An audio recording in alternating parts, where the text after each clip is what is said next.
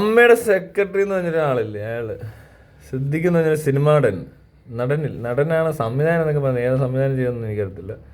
പിന്നെ മലയാള സിനിമയാണ് പ്രവർത്തന മേഖല. അല്ല തന്നെ ഇന്ത്യൻ സിനിമ മൊത്തം ഏകദേശം രസമാണ് പ്രവർത്തനം. അല്ല ഇവരൊക്കെ അല്ലേ, ആരാ ഇവരൊക്കെ? അപ്പോൾ അയാൾ പറയുക ഈ ചെകുത്താനെന്നൊക്കെ പറഞ്ഞ പബ്ലിക് നോയിസൻസ് ആണെന്ന്. എപ്പോഴാ പറഞ്ഞതെന്നറിയോ? വേറൊരു പബ്ലിക് നോയിസൻസ് ഉണ്ടായപ്പോൾ അതിനെപ്പറ്റി ഞാൻ കമൻറ്റ് പറഞ്ഞു. അതാണ് ശരിക്കും പബ്ലിക് നോയിസൻസ്. പബ്ലിക്കിന് ബുദ്ധിമുട്ടുണ്ടാക്കുന്ന രീതിയിൽ പല തടസ്സങ്ങൾ ഉണ്ടാക്കുന്ന രീതിയിൽ ഒരാൾ ബിഹേവ് ചെയ്യുക. അല്ല അഭിപ്രായം പറയുന്നതിന് പബ്ലിക് നോയിസൻസ് ഒന്നും പറയാൻ പറ്റത്തില്ല. പറയാൻ പറ്റായികയല്ല, പറ്റും. പക്ഷെ എന്നാലും മറ്റൊരു പബ്ലിക് നോയിസൻസ് ചൂണ്ടിക്കാണിച്ചപ്പോൾ അയാൾ പറയുകയാണ് ഈ പബ്ലിക് നോയിസൻസ് ചൂണ്ടിക്കാണിച്ച ആളൊരു പബ്ലിക് നോയിസൻസ് ആണ്. എങ്ങനെയുണ്ട്? അപ്പോൾ അയാൾ മറ്റേതൊന്നും കണ്ടില്ല, ഇയാൾക്ക് മനസ്സിലായില്ലേ?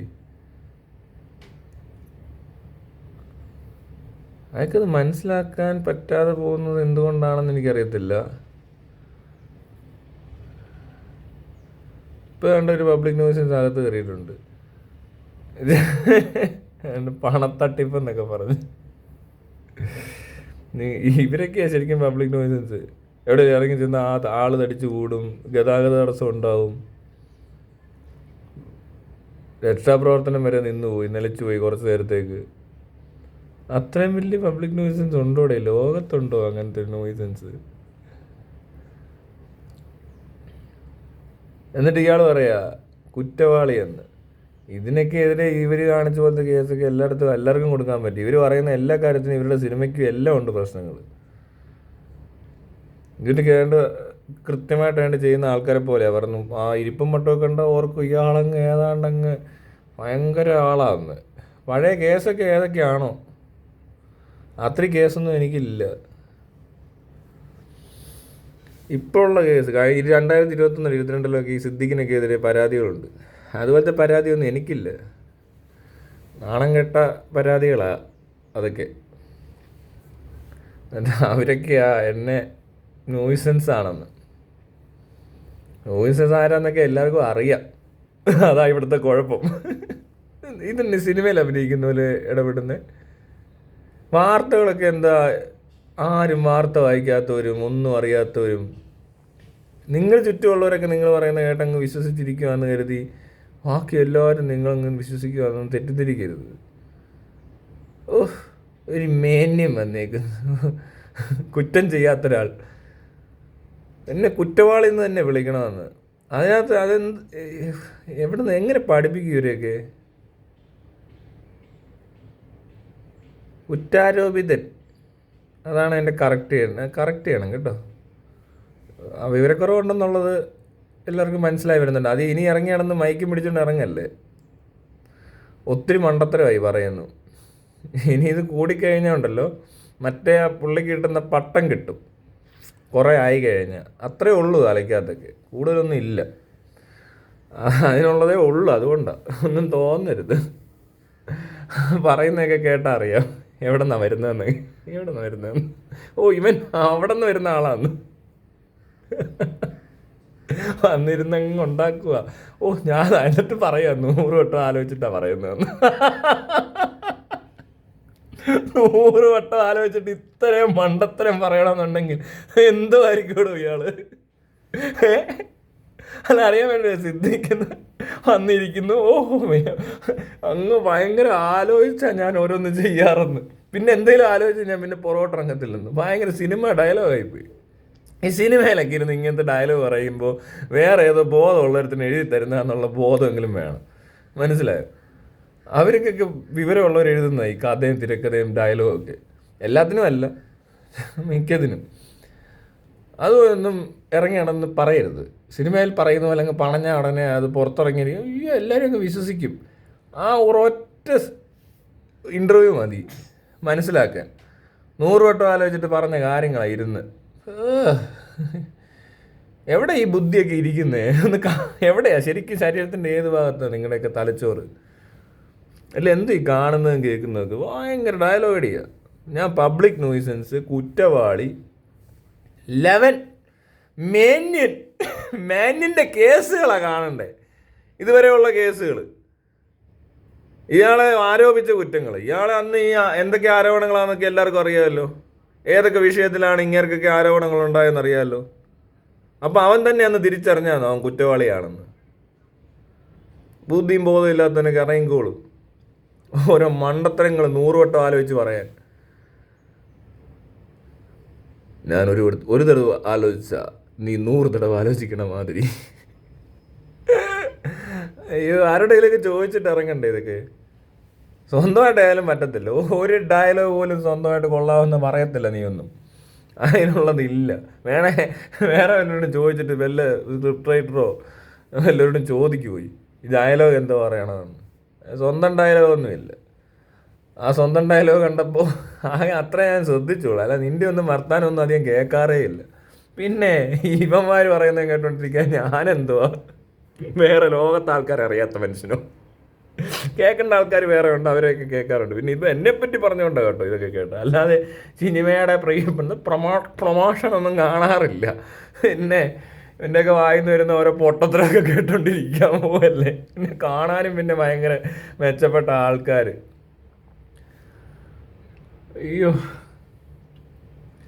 100 പ്രാവശ്യം ആലോചിച്ചെന്ന് ഞാൻ എന്ത് ചെയ്താലും. ആദ്യത്തെ തന്നെ കിട്ടി. ഇനിയും വരണം കേട്ടോ ഇതുപോലത്തെ വർത്താനമൊക്കെ പറയാൻ. എന്നിട്ട് അവസാനം ഇങ്ങനെ എന്തെങ്കിലുമൊക്കെ പറഞ്ഞ് തോറ്റ് തുന്നം പാടി കഴിയുമ്പോൾ കേസ് കൊടുക്കാൻ പോവും.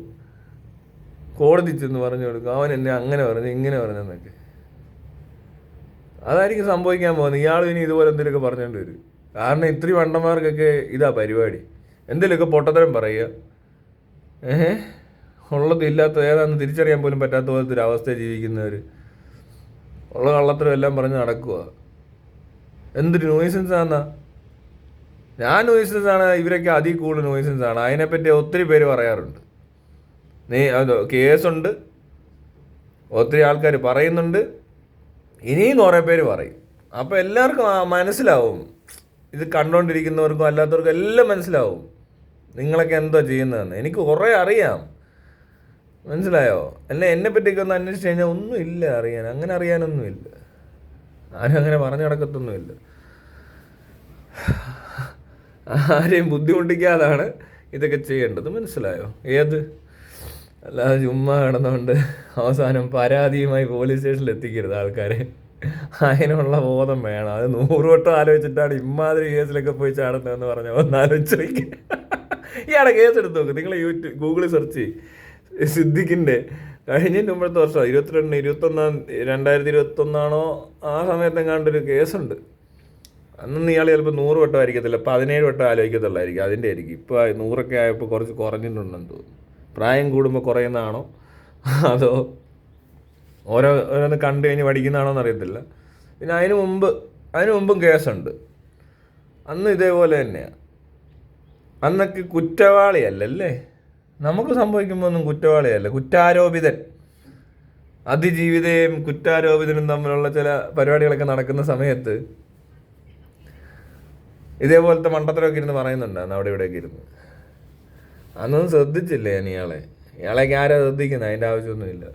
സിദ്ദിഖ് സിനിമയിലൊക്കെ സംഭവമൊക്കെ ആയിരിക്കും, അല്ലാതെ പുറത്തൊക്കെ വന്നിട്ട് ഇതേപോലത്തെ വർത്താനം പറയാൻ ഒരു 5 മിനിറ്റ് എങ്ങാനും എവിടെ നിന്നിരുന്ന് എന്തെങ്കിലും പറഞ്ഞിരുന്നെങ്കിൽ പിന്നെ മേലാൽ ഇത് പറയത്തില്ല. അതുപോലെ ആക്കി തന്നേനെ. അവിടെ ഇരുന്ന് പറയും. അല്ലാതെ ഇവ കാര്യങ്ങൾ നേരിട്ടൊക്കെ ഒന്ന് ചർച്ച ചെയ്യാൻ ഞാൻ ക്ഷണിക്കുന്നു. വരുമോ ഈ വഴിക്ക്? ഇതേ സംഭവം ഇവിടെ നടന്ന സംഭവം ഒരു ലൈവ് ടെലികാസ്റ്റ് ഇവിടെ നിന്ന് ഏതെങ്കിലും ഒരുത്തിന് പറഞ്ഞു കേട്ടോ, ഏതെങ്കിലും ഒരുത്തിന് ഭയങ്കര മഹാ ഉണ്ടെങ്കിലും കുഴപ്പമൊന്നുമില്ല. എനിക്കതൊന്നൊരു പ്രശ്നമേ അല്ല. അതൊക്കെ ആരോ മഹാന്ന് വിചാരിക്കും. എനിക്കങ്ങനെ തോന്നിയിട്ടേ ഇല്ല ഇതിനെ ഒന്നും. അതുകൊണ്ട് പറയുക, എനിക്കിതൊന്നും വലിയ കാര്യമായിട്ട് തോന്നുന്നില്ല ഈ സാധനങ്ങളെ. വാ നോക്കാം. ഏതെങ്കിലും ലൈവിലിരുന്ന് അങ്ങ് സംസാരം. എൻ്റെ അടുത്തെങ്ങാനും കിട്ടിയിരുന്ന അവനെ ഞാൻ കേണ്ടൊക്കെ പറയുന്നുണ്ട്. ഒലത്തിയേനെ. നിങ്ങൾക്ക് ചിലപ്പോൾ എന്നൊക്കെ ആരോഗ്യമുള്ളൊരു മനുഷ്യനായതുകൊണ്ട് വേണേൽ വല്ല ഇടിക്കാനോ എന്തോ ചവിട്ടാനോ ഒക്കെ പറ്റുമായിരിക്കും. അല്ലാതെ വേറെ ഒന്നും പറ്റത്തൊന്നുമില്ല ഇവനെ ഒന്നും കൊണ്ട്. അവനെ കൊണ്ട് പറ്റുന്ന മാക്സിമം 100 വട്ടം ആലോചിച്ചൊരു മണ്ടത്തരം പറയാന്നുള്ളതാണ്. കുറ്റവാളി എന്ന് പറഞ്ഞു കഴിഞ്ഞാൽ തെറ്റിപ്പോയെന്നൊരു സംശയം. ഇൻ്റർവ്യൂ കണ്ടാന്ന് ആരെങ്കിലും അറിയാം. ആ അങ്ങനെ അങ്ങനെ തന്നെ വേണം പറയാമെന്ന് അങ്ങ് ഉറപ്പിച്ചു പുള്ളി. അത്ര അതിനിടയിൽ ആ ഗ്യാപ്പ് ഉണ്ടാകുന്ന അപ്പം 100 വട്ടം ആലോചിച്ചാണ് കണ്ടത്. ഭയങ്കര സ്പീഡാണ് കേട്ടോ ആലോചനയ്ക്ക്.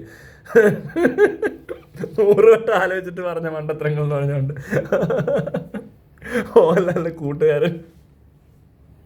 കൂട്ടുകാരനും കൊള്ളാം. മറ്റേ കൂട്ടുകാരൻ എന്ത് ചെയ്യും? ഒരുത്തനുണ്ടാകുന്നല്ലോ മേജർ തട്ടിപ്പ് കേസിലൊക്കെ എന്നിട്ട് ഇതുപോലെ പെട്ടിട്ടുണ്ട്. അയാളുടെ ഫോട്ടോ ഒന്നും വന്നില്ല ഇതുവരെ. പോലീസുകാർക്ക് എടുക്കാനൊന്നും പറയാം. അതിൻ്റെ ഒന്നും ഫോട്ടോ ഒന്നും എടുക്കാത്ത എന്താ? അതുപോലെ തന്നെ ഇവൻ്റെയൊക്കെ കേസിൽ എന്താ ഇങ്ങനത്തെ ഫോട്ടോ വരാത്ത? അതിൻ്റെ മീഡിയ അങ്ങനെ. അയ്യോ കൊള്ളാം. അടുത്തതിന് കുറച്ച് ദിവസം കഴിയുമ്പോൾ കൂടുതൽ മനസ്സിലാവും. നല്ലപോലെ മനസ്സിലാക്കാം. 100 എന്നുള്ള 1000 വട്ടം ആലോചിക്കാൻ പറ്റുമോ?